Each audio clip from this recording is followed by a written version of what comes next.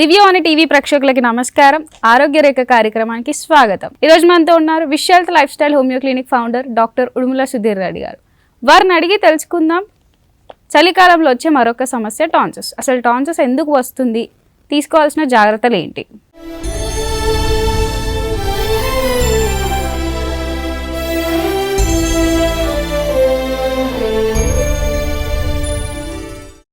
నమస్కారం డాక్టర్ గారు. నమస్తే సార్, టాన్సిల్స్ ఎందుకు వస్తున్నాయి సార్? టాన్సిల్స్ అనేది ఒక కామన్ సమస్య. ముఖ్యంగా చిన్నపిల్లల్లో మనం సాధారణంగా చూసే ఒక చాలా ఇబ్బంది పెట్టే ఒక సమస్య టాన్సిల్స్. దీన్నే టాన్సిలైటిస్ అంటారు.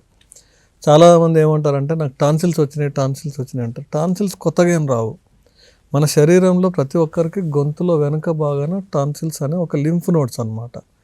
వాటి ముఖ్యమైన పని ఏంటంటే మనం గాలి ద్వారా తీసుకునే గాలిని కానీ ఆహారం ద్వారా ఏదైనా సరే అదొక గేట్ కీపర్ లాగా, ప్రొటెక్టర్ లాగా, బార్డర్లో సెక్యూరిటీ లాగా మనం తీసుకునే గాలి కానీ ఆహారం కానీ దేని నుంచైనా వచ్చే చెడు పదార్థాలని వాటి నుంచి మన శరీరాన్ని కాపాడటానికి ఎంట్రన్స్లోనే గేట్లోనే వాటిని చంపేస్తుంది. అది దానికి ఉండే ప్రొటెక్షన్.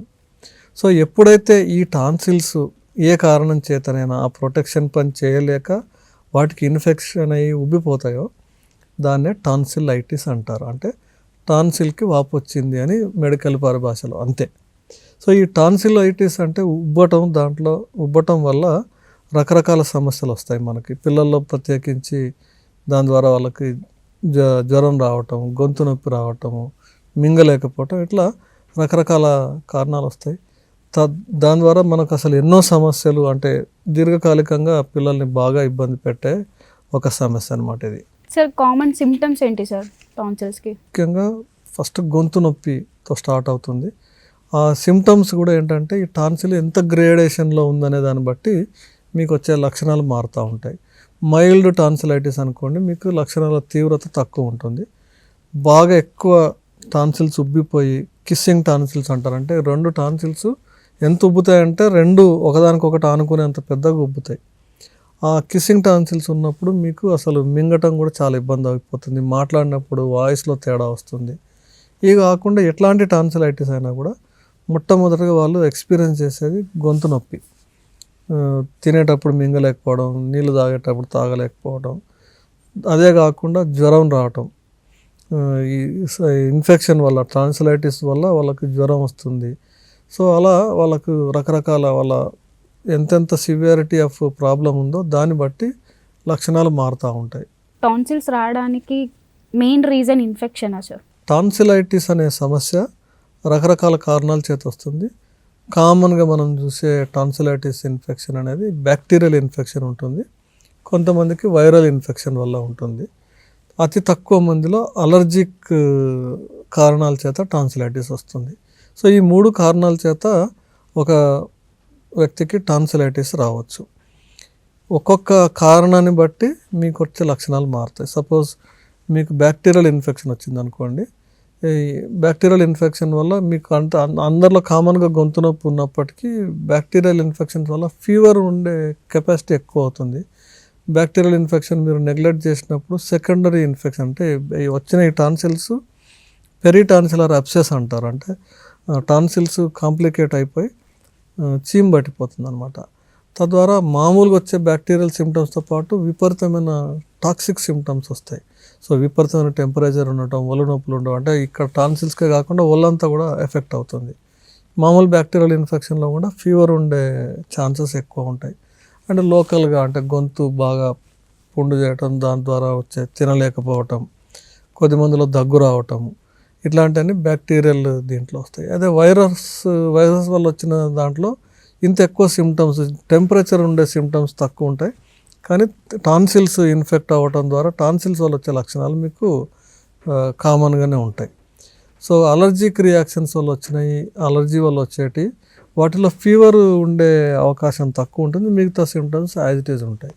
సో అలా ఒక్కొక్క కారణాన్ని బట్టి బ్యాక్టీరియా వల్ల వచ్చే ఇన్ఫెక్షన్కి ఒక రకమైన సిమ్టమ్స్, వైరస్ వల్ల వచ్చే వాటికి ఒక రకమైన సిమ్టమ్స్, అట్లా రకరకాల సిమ్టమ్స్ కారణాన్ని బట్టి మారుతూ ఉంటాయి. టాన్సిల్స్కి ట్రీట్మెంట్ తీసుకుంటే సరిపోతుందా సార్? సాధారణంగా ఏ సమస్యకైనా ట్రీట్మెంట్ తీసుకోవాలి. ట్రీట్మెంట్ తీసుకోకుండా టాన్సిల్స్ వాటంతట అవి తగ్గే అవకాశం కొంచెం తక్కువే. ప్రత్యేకించి ఈ అలర్జీస్ కానీ వైరస్లో కానీ కొంత సెల్ఫ్ లిమిటింగ్ డిజార్డర్ అంటారు. అంటే ఒక 5 నుంచి 7 రోజుల లోపల వాటంతట అవే తగ్గిపోయే అవకాశం ఉంటుంది. ఎప్పుడైతే ఇన్ఫెక్షన్ తక్కువ ఉంటుందో అప్పుడు అలా తగ్గే ఛాన్స్ ఉంది. బట్ ఒక్కొక్కసారి సివియర్ ఇన్ఫెక్షన్ ఉన్నప్పుడు బ్యాక్టీరియల్ ఇన్ఫెక్షన్ ఉన్నప్పుడు ప్రత్యేకించి ఖచ్చితంగా మీరు ట్రీట్మెంట్ ఇవ్వాల్సి ఉంటుంది. వైరల్లో మైల్డ్ ఇన్ఫెక్షన్ ఉన్నప్పుడు సెల్ఫ్ లిమిటింగ్, వైరల్ ఫీవర్స్ కానీ వైరల్ టాన్సిలైటిస్ కానీ సెల్ఫ్ లిమిటింగ్ ఉంటుంది. దానంతట అదే ఒక 5 నుంచి 7 రోజుల లోపల తగ్గే ఛాన్స్ ఉంది. అలర్జీ కారణాల వల్ల వచ్చినప్పుడు కూడా టాన్సిలైటిస్ ఆ అలర్జిక్ ట్రిగ్గర్ ఉన్నంత కాలం ఉంటుంది. అలర్జిక్ ట్రిగ్గర్ పోగానే మీ బాడీ ఫైట్ చేసి తగ్గించుకునే ఛాన్స్ ఉంటుంది. వీటన్నిటిలో కూడా మీకు లక్షణాలు మీకు కెపాసిటీకి మించి ఉన్నప్పుడు లేదా ఇబ్బంది ఎక్కువ ఉన్నప్పుడు ఖచ్చితంగా దానికి మందులతో ట్రీట్మెంట్ ఇవ్వాల్సి ఉంటుంది. టాన్సిల్స్ని ఎలా ప్రివెంట్ చేయాలి సార్? ఈ టాన్సిలైటిస్ అనే సమస్యని మనం నివారించుకోవడం ఎప్పుడైనా బెటర్. ఒకసారి మనకు టాన్సిలైటిస్ ఇన్ఫెక్షన్ వస్తుంది, దాని టెండెన్సీ ఉందని తెలిసినప్పుడు ఏ కారణాల చేత వస్తుందో చూసుకోవాలి. కొద్దిమందికి ఫ్రీక్వెంట్గా చల్లటి పదార్థాలు తీసుకున్నప్పుడు ట్రిగ్గర్ అవుతుంటుంది. సో అటువంటిప్పుడు చల్లటి పదార్థాలు తీసుకోకూడదు. లేదు చలిగాలికి వెళ్ళినప్పుడు ట్రిగ్గర్ అవుతుంది కొద్దిమందికి. అటువంటిప్పుడు ఆ గాలికి వెళ్ళాల్సి వచ్చినప్పుడు మనం ప్రొటెక్షన్ చేసుకోవాలి, ముక్కు మూతి కప్పుకోవడం అలా చేసుకోవాలి. కొద్దిమందికి ఫ్రీక్వెంట్ వైరల్ ఇన్ఫెక్షన్స్ వస్తాయి. అంటే వేరే వాళ్ళకి ఆల్రెడీ వైరస్ కోల్డ్ కానీ అట్లాంటిది ఉన్నప్పుడు మనం మాస్క్ వాడటము, లేదు పబ్లిక్ గ్యాదరింగ్లోకి వెళ్ళినప్పుడు ఇట్లాంటి మనకి వైరస్ ఒకరికి అంటుకునే ఛాన్సెస్ ఉంటాయి. అటువంటప్పుడు మనం మాస్కులు వాడటము, ఫ్రీక్వెంట్గా చేతులు వాష్ చేసుకోవడం, ఫ్రీక్వెంట్గా సోప్ తోటి ముఖం వాష్ చేసుకోవడం, అండ్ ఈ ముక్కు చేతులు తగిలే ఇట్లా రుద్దుకునే అలవాటు తక్కువ చేసుకుంటే ఆబ్వియస్లీ చేతుల ద్వారా వచ్చే ఇన్ఫెక్షన్స్, వైరల్ ట్రాన్స్మిషన్స్ జరగకుండా చేసుకోవచ్చు. అట్లాగే అలర్జీస్ ఏమైనా ఉంటే మనకు ముందే ఐడెంటిఫై చేసుకుంటే మనకు కారణాన్ని కనుక్కొని దాన్ని మనం అవాయిడ్ చేసుకోవడం ద్వారా ఈ రాకుండా మనం ప్రివెంట్ చేసుకోవచ్చు. లైఫ్ స్టైల్ చేంజెస్ చేయడం వల్ల లేదా హోమ్ రెమెడీస్ యూజ్ చేయడం వల్ల ప్రివెంట్ చేసుకోవచ్చా? హోమ్ రెమెడీస్ వల్ల బేసికల్గా మనము ఈ టాన్సిలైటిస్ని కొంచెం లూక్ వామ్ వాటర్లో ఉప్పేసి గార్గ్లింగ్ చేయడము, లేదంటే మెడికల్గా బెటాడిన్ వాటర్లో వేసి దాంతో గార్గ్లింగ్ చేయడం ద్వారా తాత్కాలికంగా కొంచెం పెయిన్లో సూతింగ్ ఎఫెక్ట్, రిలీవింగ్ ఉంటుంది. అంతేగాని పూర్తిగా తగ్గకపోవచ్చు. కొద్దిమంది ఇనీషియల్ స్టేజెస్లో దాంతోపాటు మీ బాడీ రెసిస్టెన్స్ ట్రై చేయడం ద్వారా కొంతమేర మీకు ఉపయోగం జరగవచ్చు. కానీ ఎక్కువ ఒకసారి సివియర్ సిమ్టమ్స్ అయినప్పుడు ఖచ్చితంగా దానికి మెడికల్ ట్రీట్మెంట్ చేయాల్సి ఉంటుంది.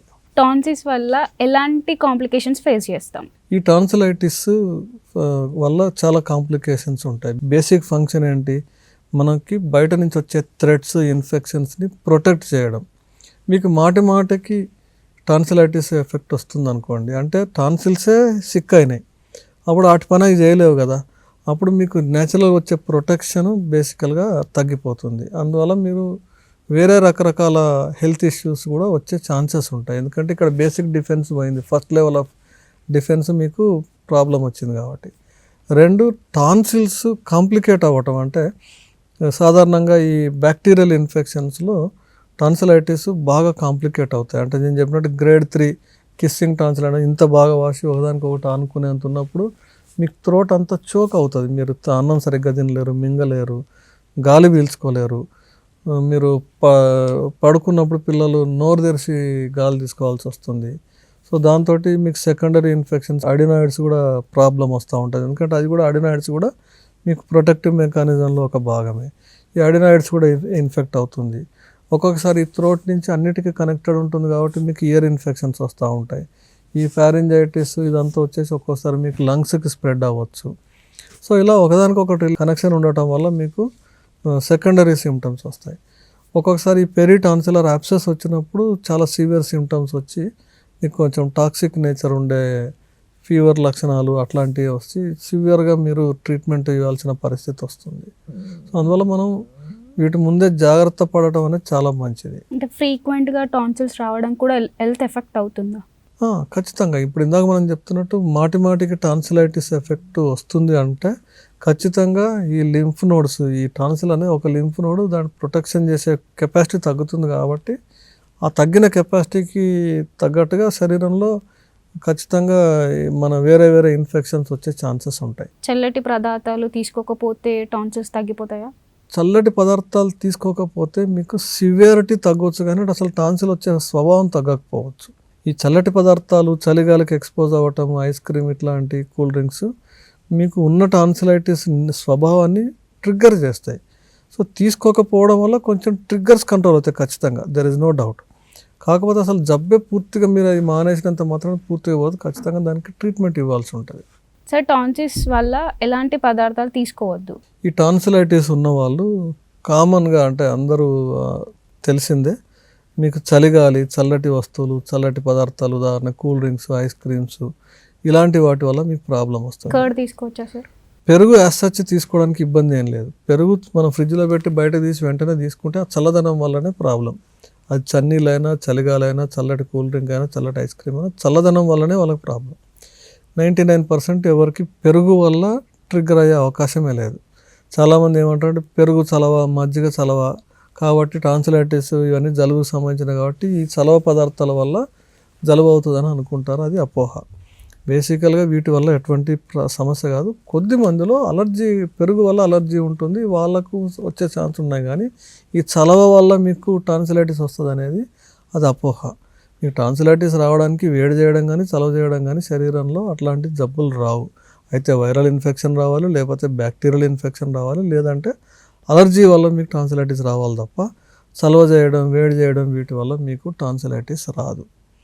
అట్లాగే ఇంకొక అపోహ కూడా ఏముందంటే, మనం దానిమ్మలు తిన్నా ఎక్కువ అవుతుందని, ఆరెంజెస్ తిన్నా ఎక్కువ అవుతుందని, పులుపు ఉండే పదార్థాలు తిన్నా ఎక్కువ అవుతుంది. కొద్దిమంది మన చింతపండు రసం ఇట్లాంటివి కూడా అసలు అవాయిడ్ చేస్తారు. ఎందుకంటే ఈ పులుపు ఏదైనా సరే వీళ్ళకి టాన్సిలైటిస్ రావడానికి కారణం అవుతుంది అనేది ఒక పెద్ద అపోహ.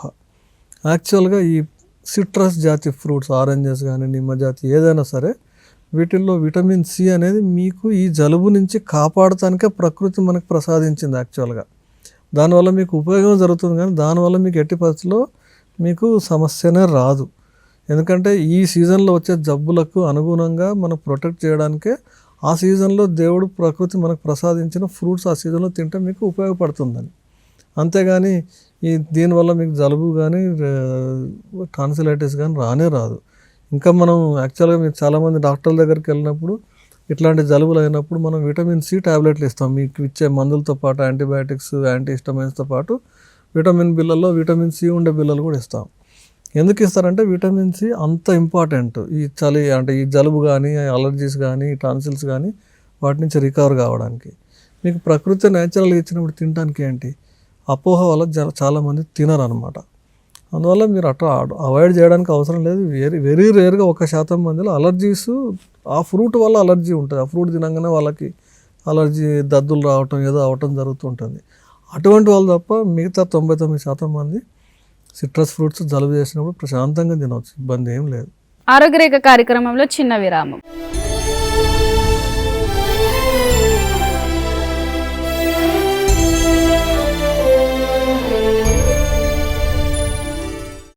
ఆరోగ్యరేఖ కార్యక్రమానికి తిరిగి స్వాగతం.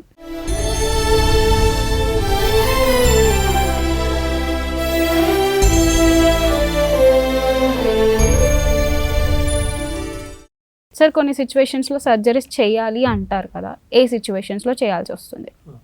ఈ టాన్సిలైటిస్లో మీకు రికరెంట్ ఇన్ఫెక్షన్స్ స్టేజ్ 1, స్టేజ్ 2 వరకు మెడిసిన్స్తో మనం ట్రీట్మెంట్ ఇవ్వచ్చు. అలోపతి మెడిసిన్స్ అయినా, హోమియోపతి మెడిసిన్స్ అయినా పూర్తిగా మందుల ద్వారానే తగ్గించుకోవచ్చు. ఎప్పుడైతే గ్రేడ్ 3 అవుతుంది, సూపర్ ఇన్ఫెక్షన్స్ అంటే సూపర్ యాడెడ్ ఇన్ఫెక్షన్స్ అవుతాయి, పెరిటాన్సిలర్ అబ్సెస్, క్విన్సీ అంటారు. ఇవి వచ్చినప్పుడు, లేదు కిస్సింగ్ టాన్సిల్స్ అంటే 2 టాన్సిల్స్ ఇందాక మనం చెప్పినప్పుడు ఒకదానికి ఒకటి అనుకున్నప్పుడు, అంత పెద్ద స్టేజ్ ఉన్నప్పుడు మీకు ఈ పాసేజ్ బ్లాక్ చేస్తున్నప్పుడు అప్పుడు ఆపరేషన్ చేయటం అనేది అవసరం పడవచ్చు. బట్ ఆపరేషన్ చేయటం అనేది లాస్ట్ రిసార్ట్ లాగా ఉండాలి. మనం మందుల ద్వారానే చాలా వరకు మేనేజ్ చేయొచ్చు. మందుల ద్వారా మేనేజ్ కాని పరిస్థితుల్లో బాగా తీవ్రమైనప్పుడు తప్ప సర్జరీకి వెళ్ళకుండా ఉండటమే మంచిది. సార్, వైరల్ టాన్సిల్స్కి, బ్యాక్టీరియా టాన్సిల్స్కి డిఫరెన్స్ ఏంటి? వైరల్ టాన్సిలైటిస్కి, బ్యాక్టీరియా టాన్సిలైటిస్కి డిఫరెన్స్ ఏంటంటే the source of infection. Virus, బ్యాక్టీరియాలో ఫ్లూ వైరసెస్ వల్ల టాన్సిలైటిస్ వస్తుంది. వాటిలో లక్షణాలు ఎలా ఉంటాయంటే బాడీ పెయిన్స్ ఉండటం, టెంపరేచర్ మైల్డ్గా ఉండటము, సెల్ఫ్ లిమిటింగ్ డిసీజ్ అంటే వైరస్ జనరల్గా ఫ్లూ వైరస్లను 5 నుంచి 10 రోజులు మ్యాక్సిమం 7-8 రోజుల్లో తగ్గిపోతుంది. ఇంటెన్సిటీ ఆఫ్ సిమ్టమ్స్ తక్కువ ఉంటాయి. ఈ బ్యాక్టీరియల్ ఇన్ఫెక్షన్స్, బ్యాక్టీరియల్ వల్ల వచ్చే టాన్సిలైటిస్లో మిగతా అన్ని లక్షణాలు గొంతు నొప్పి ఇవన్నీ ఉండటంతో పాటు టెంపరేచర్, ఫీవర్ ఎక్కువ ఉండటం, ఎందుకంటే ఇన్ఫెక్షన్ ఉంటుంది కాబట్టి టెంపరేచర్ ఎక్కువ ఉండటం ద్వారా మీకు బ్యాక్టీరియల్ ఇన్ఫెక్షన్స్ మనం డిఫరెన్షియేట్ చేసుకోవచ్చు. అన్ని టాన్సిలైటిస్కి ఒకే ట్రీట్మెంట్ ఉండదు. వైరస్ ద్వారా వచ్చిన టాన్సిలైటిస్ అయితేనేమో యాంటీవైరల్ డ్రగ్స్ లేదా లోకల్ దానికి రిలేటెడ్ మెడిసిన్స్ ఇవ్వాల్సి ఉంటుంది. అదే బ్యాక్టీరియా ద్వారా స్ట్రెప్టోకాకల్ ఇన్ఫెక్షన్స్ ద్వారా వచ్చినప్పుడు కొన్ని దాన్ని కల్చర్ చేసి ఎట్లాంటి దానికి సెన్సిటివ్ చూసి ఆ పర్టికులర్ యాంటీబయాటిక్ ఇవ్వాలి. అంతే తప్ప మనకు గొంతు నొప్పి వచ్చింది, టాన్సిలైటిస్ వచ్చింది కాబట్టి మెడికల్ షాప్కి వెళ్ళి నచ్చిన మెడిసిన్ తెచ్చుకొని వేసుకుంటే ఉపయోగం కంటే నష్టం ఎక్కువ, అనవసరంగా సైడ్ ఎఫెక్ట్స్ కూడా అనుభవించాల్సి ఉంటుంది. సార్, టాన్సిల్స్కి హోమియోపతి ఎలాంటి ట్రీట్మెంట్ ఉంటుంది? టాన్సిలైటిస్కి హోమియోపతిలో పూర్తిగా అసలు సర్జరీ అవసరం లేకుండా, మాటికి మనం కోర్సెస్ వాడే అవసరం లేకుండా పూర్తిగా క్యూర్ చేసే అవకాశం హోమియోపతిలో ఉంది. దానికి ఎట్లా పాసిబిలిటీ అంటే, ఒకటి లోకల్ అంటే టాన్సిలైటిస్ రావడం ద్వారా మీ శరీరం ఎలా రియాక్ట్ అవుతుంది, మీకు జనరల్ సిమ్టమ్స్తో పాటు మీ బాడీకి అడాప్టేషన్లో వచ్చే ప్రాబ్లమ్స్, రియాక్షన్లో వచ్చే సిమ్టమ్స్ అన్నీ స్టడీ చేసి మీకే సూట్ అయ్యేలాగా యూనిక్ మెడిసిన్స్ ఇస్తారు. ఇది షార్ట్ టర్మ్లో మీకు సపోజ్ చాలామందికి ఒక అపోహ ఏముందంటే, ఇప్పుడు నాకు టాన్సిలైటిస్ వచ్చింది, ఇప్పుడు జ్వరం వచ్చింది, ఇప్పుడు గొంతు నొప్పి వచ్చింది, హోమియోపతి స్లోగా పనిచేస్తుంది కాబట్టి నేను ఇప్పుడైతే ఏదో ఒక మెడిసిన్ వాడుకుంటాను, తర్వాత హోమియోపతి వాడుకుంటాను అనుకుంటారు. అదొక పెద్ద అపోహ. మీ జబ్బు దీర్ఘకాలికంగా నేచర్ ఉంటే, లాంగ్ టర్మ్ డిసీజ్ ఉంటే మీకు ట్రీట్మెంట్ పూర్తి అవ్వడానికి కూడా కొంచెం ఎక్కువ టైం పడుతుంది. అదే మీకు నిన్న జ్వరం వచ్చింది అనుకోండి, హోమియోపతి మందు ఇచ్చినా, ఇంగ్లీష్ మందు ఇచ్చినా 4-5 రోజుల్లో పూర్తిగా ఆ లక్షణాల నుంచి మనం బయటపడేసేయచ్చు. ఈ మళ్ళీ వచ్చే క్రానిక్ టాన్సిలైటిస్ని మాత్రం ఒక కోర్స్ లాగా వాడుకుంటే మీ సిమ్టమ్స్ తగ్గిస్తూనే నిదానంగా బాడీలో మీ స్పెసిఫిక్ ఇమ్యూనిటీ పెంచడం ద్వారా ఈ టాన్సిలైటిస్ ఎఫెక్షన్ కాకుండా శరీరమే దాన్ని ఫేస్ చేసేలాగా ఈ హోమియోపతి మందులు పనిచేస్తాయి. అలా మనం కొద్దిమందికి 4-5 నెలలు, కొద్దిమందికి 6 నెలలు వాళ్ళ బాడీ రెస్పాన్స్ని బట్టి, వాళ్ళ సివియారిటీ ఆఫ్ ద టాన్సిలైటిస్ని బట్టి ఆ ట్రీట్మెంట్ ఇవ్వాల్సి ఉంటుంది. కానీ ఒకసారి పూర్తి కోర్స్ అయిన తర్వాత మీకు మళ్ళీ మందులు వాడే అవసరం ఉండదు. అట్లాగే మీకు అసలు ఆ టాన్సిలైటిస్ వల్ల లక్షణాలు ఉండవు, ఆపరేషన్ వెళ్ళకుండా కూడా మనం చేసేయచ్చు. సార్, టాన్సిల్ స్ప్రెడ్ అవుతుంది. ఈ టాన్సిల్స్ అనేది 2 రకాల పద్ధతుల్లో కూడా ఒక రకంగా అంటువ్యాధే. వైరస్ కారణం చేత వచ్చే టాన్సిలైటిస్ ఏమో మీకు వైరల్ స్ప్రెడ్ అయినట్టు ఒకరి నుంచి ఒకరికి స్ప్రెడ్ అవుతుంది. ఈ బ్యాక్టీరియల్ వల్ల వచ్చే టాన్సిలైటిస్ డ్రాప్లెట్ ఇన్ఫెక్షన్ అంటారు. డ్రాప్లెట్ ఇన్ఫెక్షన్ అంటే మీ తుంపర్లు పడటం కానీ, టాన్సిలైటిస్ ఎఫెక్ట్ అయిన ఆ బ్యాక్టీరియా తుంపర్ల ద్వారా, లేకపోతే ఆ చేతికి ఇట్లా పట్టుకున్నాడు, ఇక్కడ ఇంకెవరైనా వచ్చి పట్టుకుంటే అటువంటి అంటుకోవడం జరుగుతుంటుంది. వైరస్ అయితే గాలి ద్వారా కూడా మీరు పీల్చిన గాలి, మీరు డ్రాప్లెట్ ఇన్ఫెక్షన్ అట్లా వచ్చినప్పుడు కూడా వైరస్ స్ప్రెడ్ అయ్యే ఛాన్స్ ఉంది. సో అందువల్ల మనము ఎప్పుడైతే మనకి అక్యూట్ ఆ బ్యాక్టీరియల్ ఇన్ఫెక్షన్ కానీ, టాన్సిలైటిస్ వైరస్ ద్వారా వచ్చిన వ్యక్తికి మనం మాస్క్ వేయడం ద్వారా ఫస్ట్ అతని నుంచి ఇంకొకరికి రాకుండా కాపాడవచ్చు. అట్లాగే సపోజ్ మనకే ఊకొకిన జలుబు చేసే నేచరు, ఊకొకిన టాన్సిలైటిస్ వచ్చే అవకాశం ఉంది పిల్లల్లో అన్నప్పుడు, ఇటువంటి చలికాలం స్టార్ట్ అవుతున్న సందర్భాల్లో వర్షాలు పడి ఎండలు ఎక్కువ ఉండి ఇలా ఫ్రీక్వెంట్ టెంపరేచర్ చేంజ్ అవుతున్నప్పుడు ఎవరైతే అఫెక్ట్ అవుతున్నా వాళ్ళకు కూడా మాస్క్ వేయటము, ఫ్రీక్వెంట్గా హ్యాండ్ వాష్ విత్ సోప్, మనం కోవిడ్లో చేసాం కదా అలా ఫ్రీక్వెంట్గా సోప్ వాష్ చేసుకోవడం, చేతులు ముక్కు మూతికి ఎక్కువ టచ్ కాకుండా చూసుకోవడం, అట్లాగే ఫేస్ వాష్ కూడా విత్ సోప్తో చేసుకోవడం ద్వారా మనం కొంతమేర ఈ ఇన్ఫెక్షన్ అవ్వకుండా కాపాడుకోవచ్చు. చూశారు కదండి ఈరోజు కార్యక్రమంలో చలికాలంలో వచ్చే మరొక సమస్య టాన్సిల్స్. దాని గురించి డాక్టర్ గారు మీకు ఎన్నో వివరాలు తెలియజేశారు. మీకు ఉపయోగపడుతుందని ఆశిస్తూ ధన్యవాదాలు డాక్టర్. Thank you. మరొక ఎపిసోడ్ మరొక సమస్యతో కలుసుకుందాం. అంతవరకు చూస్తూనండి మీ దివ్యవాణి టీవీ.